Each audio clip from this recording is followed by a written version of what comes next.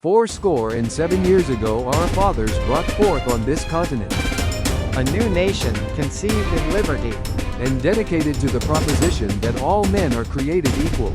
Now we are engaged in a great civil war, testing whether that nation, or any nation so conceived and so dedicated, can long endure.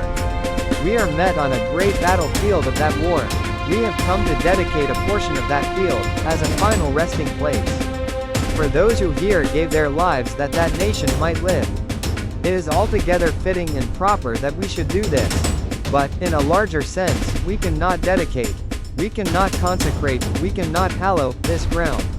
The brave men, living and dead, who struggled here, have consecrated it, far above our poor power to add or detract. The world will little note, nor long, remember what we say here, but it can never forget what they did here.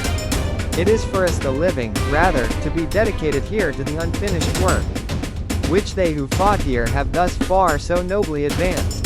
It is rather for us to be here dedicated to the great task remaining before us, that from these honored dead, we take increased devotion to that cause, for which they gave the last full measure of devotion, that we here highly resolve that these dead shall not have died in vain, that this nation, under God, shall have a new birth of freedom, and that government of the people, by the people, for the people, shall not perish from the earth.